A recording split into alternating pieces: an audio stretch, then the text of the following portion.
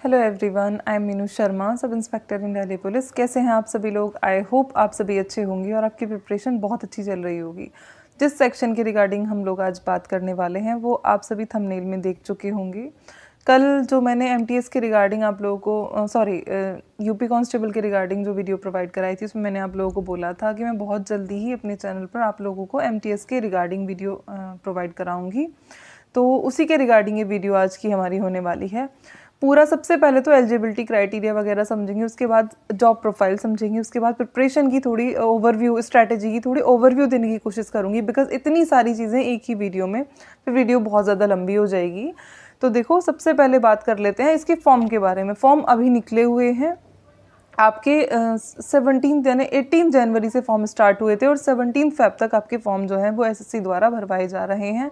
सबसे पहले जिन भी लोगों ने अभी तक फॉर्म नहीं भरा है वो अपना जाके फॉर्म फिल कर दें।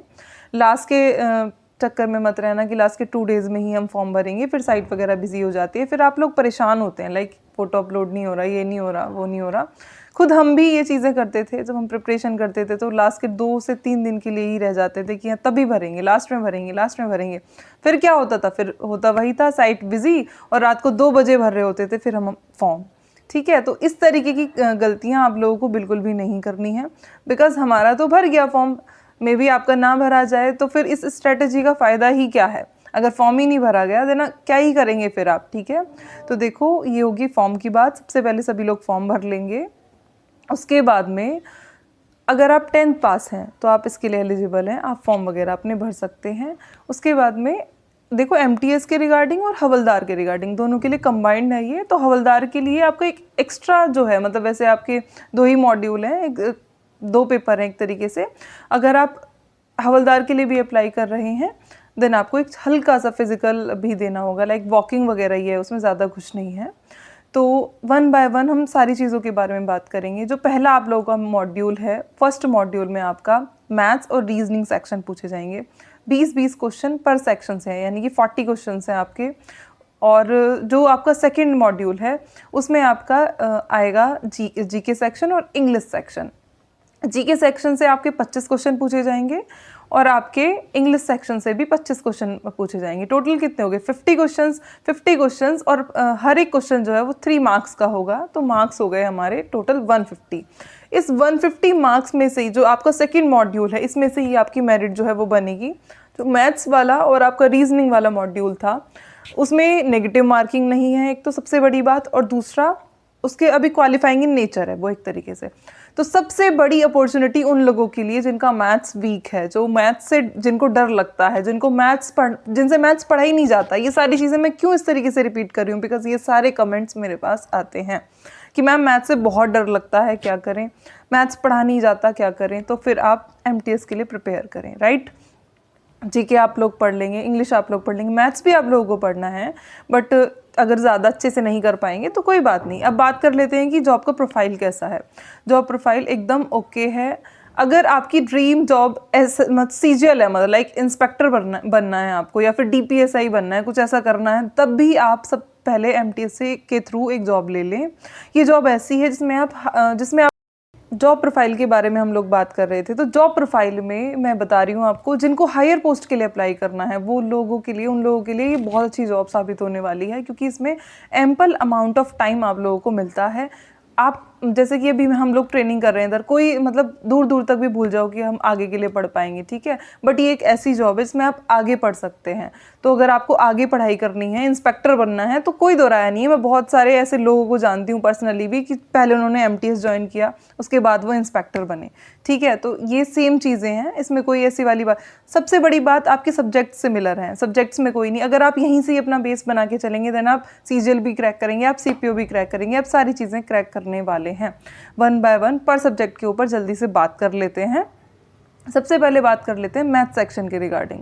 मैथ सेक्शन क्योंकि क्वालिफाइंग इन नेचर हो गया है, तो मैं बिल्कुल भी नहीं बोलूँगी कि गगन प्रताप सर का या फिर किसी ऐसे सर का आप पेड कोर्स ले लीजिए, ठीक है, क्योंकि इतना टाइम आप लोगों को इन चीज़ों में नहीं देना है। अप्रैल में आप लोगों का जो एग्ज़ाम है वो शेड्यूल्ड है, फेब मार्च 2 ही मंथ्स एक तरीके से आप लोगों के पास में है। तो बिल्कुल भी इरेलेवेंट चीज़ों में सबसे पहले तो अपना टाइम वेस्ट हम लोग नहीं करेंगे, यूट्यूब आप लोगों के लिए है, यूट्यूब के ऊपर नॉर्मल बेसिक सा आपका मैथ्स पूछा जाएगा। ऐसा नहीं है कि सीजीएल मेंस लेवल का आपका मैथ्स बिल्कुल भी नहीं आने वाला है एग्जाम में। तो यूट्यूब के ऊपर पर मैं आपको चैप्टर्स की लिस्ट टेलीग्राम चैनल पर प्रोवाइड कराऊंगी, तो आप देख के कि कौन से चैप्टर आपके लिए मेन हो सकते हैं, कुछ मैं इधर भी बताऊंगी, तो उनको सबसे पहले आप कंप्लीट कर लेंगे। जिन्होंने पहले से, कुछ बच्चे ऐसे होंगे जिनको पहले से बेस बन रखा होगा, उनको मैथ्स में कुछ नहीं पढ़ना, सिर्फ क्या करना है, मॉक देने हैं, मॉक टेस्ट लगाने हैं। रीजनिंग सेक्शन के ऊपर मैं बोलना चाहूँगी, रीजनिंग सेक्शन भी आप मॉक से कर लेंगे। एक दो टॉपिक जिनमें भी आपको प्रॉब्लम आती है उनको आप यूट्यूब की हेल्प से कवर अप कर लेंगे। नोट्स वगैरह प्रिपेयर करने सजाने बिल्कुल भी मत बैठ जाना, ठीक है, बहुत टाइम वेस्टिंग होता है। बस किन क्वेश्चंस को लिखेंगे जिनको, जो कुछ टफ क्वेश्चंस आ जाते हैं रीजनिंग सेक्शन में, लाइक बार बार हम गलतियां हो रही हैं, नहीं बन पा रहे हैं, तो कुछ ऐसे क्वेश्चंस अपनी एक पर्टिकुलर नोटबुक में उनको लिख लेंगे, ठीक है। ये हो गया फर्स्ट मॉड्यूल का। सेकंड मॉड्यूल की अगर हम बात करें, आपका जीके सेक्शन और इंग्लिश सेक्शन, इनको आपको अच्छे से पढ़ना है, बिकॉज 150 नंबर के हैं दोनों, और इन्हीं के बेसिस पे आपका जो कट ऑफ है वो तैयार होगी। तो देखो, जीके सेक्शन की अगर मैं बात करूं, वैसे तो जीके की बहुत लंबी स्ट्रैटेजी हो सकती है, स्टिल मैं इधर आपको शॉर्ट में समझाने की कोशिश करूंगी। तो जीके में आपको कोई भी एक पर्टिकुलर बुक आप ले लो। अगर आप इंग्लिश मीडियम से हो तो आप ल्यूसेंट ले सकते हैं, आप अरिहंत ले सकते हैं, आप और भी कोई भी बुक जो आपको अच्छी लगती है, क्योंकि सारी बुक मैंने आपको पहले भी अपनी वीडियोस में बताया है अपने आप में परफेक्ट होती हैं। परफेक्ट क्या नहीं होता, हमारे पढ़ने का तरीका। अगर आप किसी भी बुक को अच्छे से पढ़ते हैं तो हर एक बुक आपका सिलेक्शन करा सकती है। तो अगर आप हिंदी मीडियम से बिलोंग करते हैं, देन आप डीके राठी सर की ले सकते हैं बुक, जो मैं हर में बताती हूँ आपको हर वीडियो में। आप ल्यूसेंट भी ले सकते हैं, हिंदी मीडियम वाले भी। कोई भी बुक आप लेके उसको अच्छे से पढ़ेंगे, या फिर किसी पर्टिकुलर टीचर के आपके पास में नोट्स हैं, लाइक जैसे खान सर के नोट्स हैं, या फिर किसी भी पर्टिकुलर टीचर के अगर आपके पास में नोट्स हैं जीके सेक्शन के रिगार्डिंग, आप उनको अच्छे से पढ़ लेंगे। जो भी कंटेंट आप लोगों के पास में है आप उसको अच्छे से पढ़ेंगे। और फिर क्या करना है, पढ़ तो सभी लेते हैं, चीज़ें नहीं हो पाती, लेकिन जितने भी प्रीवियस ईयर क्वेश्चंस हैं उनको साथ साथ में आपको पर चैप्टर, एक तरीके से पर टॉपिक आपको साथ के साथ अपने प्रीवियस ईयर क्वेश्चंस भी लगाने हैं। दो तरीके हो सकते हैं, देखो, चाहे तो आप कोई भी ऑफलाइन बुक ले लो प्रीवियस ईयर क्वेश्चंस की प्रैक्टिस के लिए, या फिर आप ले लो कोई भी ऑनलाइन, लाइक मॉक वगैरह आप दे लो। उसके बाद में सेकंड जो सब्जेक्ट आपका आ जाता है वो आ जाता है आपका इंग्लिश। अगर आपका इंग्लिश का जो बेस वगैरह है वो तैयार नहीं है, तो देखो 2 ही महीने हैं क्योंकि आपके पास में, तो मैं बिल्कुल ये नहीं बोलूँगी कि आप किसी भी टीचर का एक पेड कोर्स ले लो जो कि बहुत लंबा सा चलता है। इस तरीके की चीज़ें अभी मत करो, क्योंकि कम से भी कम 6 से 7 महीने तो किसी भी कोर्स को कंप्लीट होने में लगते ही हैं, ठीक है। तो अगर आप सेल्फ स्टडी कर सकते हैं ना, तो नीतू सिंह मैम की वॉल्यूम 1 जो है, जिससे पर्सनली मैंने तैयारी की है, हर बार हर एग्जाम के लिए मैंने उसी बुक को पढ़ा है ग्रामर सेक्शन के लिए, तो ग्रामर सेक्शन आप अपना वहाँ से कवर अप कर सकते हैं। फिर आपकी नॉलेज में अगर कोई और टीचर है, यूट्यूब के ऊपर भी काफ़ी सारे टीचर्स हैं, अगर आप बोलेंगे तो मैं आपको रिकमेंड कर दूंगी, आप वहाँ से अपनी इंग्लिश वगैरह प्रिपेयर कर सकते हैं। उसकी इंग्लिश करनी कैसे है, सबसे बड़ी बात ये, देखो, इंग्लिश में आपको वोकैब को पहले दिन से ही साथ लेके चलना है। ऐसा नहीं सोचना कि पहले पूरे रूल्स कर लेता हूँ उसके बाद में वोकैब को उठाऊंगा। देखो, जो वोकैब सेक्शन होता है ना आपका, हर एक सेक्शन में आपकी वो मदद करता है, लाइक रूल्स, ग्रामर सेक्शन में भी आपका रीडिंग कॉम्प्रिहेंशन वाला जो पोर्शन होता है उसमें भी, और अपने पर्टिकुलर वोकैब के तो मार्क्स होते ही हैं। तो वोकैब को बिल्कुल भी इग्नोर नहीं करना है, पहले ही दिन से वोकैब पढ़नी है। वोकैब कहाँ से पढ़नी है, कैसे पढ़नी है, वीडियो सारी आपको चैनल के ऊपर मिल जाएंगी, आप जाके चेकआउट कर सकते हैं चैनल। उसके बाद में दोनों चीज़ें हो गई जीके सेक्शन के रिगार्डिंग। देखो, मैं आपको ये भी बोलना चाहूँगी कि स्टैटिक जीके पे थोड़ा सा ज़्यादा फोकस करें। बहुत ऐसे जीके नहीं आती है कि लाइक जैसे ऐसे सीजीएल में लोग लिखते हैं, सीपीओ मैम जीके का पता ही नहीं चलता। अभी दिल्ली पुलिस कांस्टेबल के रिगार्डिंग भी आया हुआ था मेरे पास कि मैम जीके का पता ही नहीं चलता, कहाँ से आई कहाँ से नहीं आई। सबसे पहली बात तो आप लोग ये समझ लें कि ऐसा नहीं है कि पता ही नहीं चलता कि कहाँ से आई, पता सबको चलता है। बस आप बुक में से जो आपकी आदत है ना ऊपर ऊपर से पढ़ने वाली, एसएससी अब चालाक हो गई है बिकॉज कंपटीशन बढ़ गया है, अब चीज़ें थोड़ी डीप पूछी जाने लगी हैं। तो अगर आप किसी भी पर्टिकुलर बुक को अच्छे से पढ़ते हैं तो ऐसा हो ही नहीं सकता कि आपसे जीके सेक्शन के क्वेश्चन सॉल्व ना हो। फिर भी मैं आप लोगों को ये बोलूँगी कि एमटीएस के अंदर इतनी टफ जीके नहीं पूछी जाती है, डुएबल जीके होती है। अगर आप जेन्युइनली जीके पढ़ेंगे तो आप बहुत अच्छा स्कोर जीके सेक्शन में करने वाले हैं। करंट अफेयर्स की अगर हम बात करें जीके सेक्शन में, तो करंट अफेयर्स के लिए मैं बिल्कुल नहीं बोलूँगी कि पर डे वाले नोट्स बना लो, ऐसा कुछ नहीं करना। मंथली कंपाइलेशंस आती हैं, चैनल के ऊपर बताया हुआ है मैंने शॉर्ट्स की हेल्प से कि आप कहाँ से करंट अफेयर्स प्रिपेयर कर सकते हैं। तो वो मंथली कंपाइलेशंस आपको करने हैं, बस करंट अफेयर में इतना ही, ज़्यादा टाइम वेस्ट नहीं करना क्योंकि ज़्यादा भी क्वेश्चंस करंट अफेयर्स से नहीं आने वाले हैं। स्टैटिक जीके स्टैटिक जीके अपनी कर लेंगे। स्टैटिक जीके पे मेन फोकस करना है क्योंकि 7 से 8 क्वेश्चन स्टैटिक जीके से रहने वाले हैं, बाकी आपके अदर पोर्शन से रहेंगे। ठीक है, कि कोई भी क्वेरी अगर रह जाती है तो आप लोग कमेंट सेक्शन में कमेंट करके पूछ सकते हैं। सबसे इंपॉर्टेंट चीज़ जो अभी मैं बताना भूल गई हूँ, आज से ही मॉक देना शुरू करेंगे सभी लोग। जो ऑफलाइन करना चाहते हैं प्रैक्टिस, लाइक मैंने जैसे बताया कि आप जीके सेक्शन के रिगार्डिंग भी प्रैक्टिस करेंगे, आप इंग्लिश के रिगार्डिंग भी प्रैक्टिस करेंगे।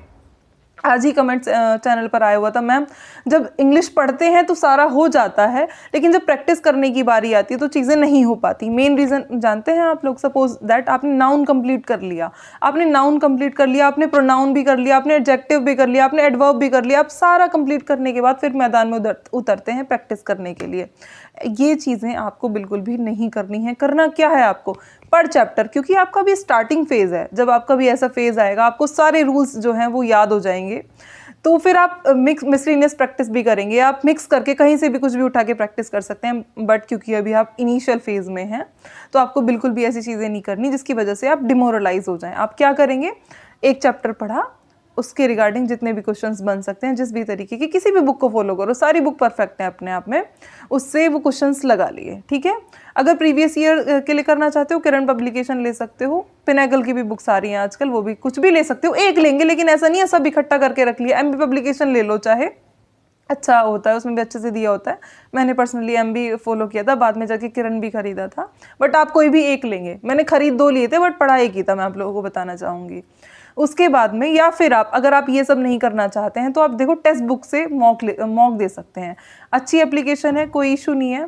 मॉक वगैरह आप हर एक, मतलब चैप्टर वाइज मॉक्स भी अभी इन्होंने प्रोवाइड करा दिए हैं आपको पर सेक्शन। ठीक है, अच्छे से, और उनका आप साथ ही साथ आप लोगों को ये भी पता चलेगा कि आप अपने कंपटीटर्स के बीच में कहाँ पर लाई करते हैं, कहाँ स्टैंड करते हैं आप। ठीक है, तो मॉक देने का फ़ायदा यहाँ से है। मैंने पर्सनली इस ऐप को फॉलो किया है, तो आप लोग भी कर सकते हैं।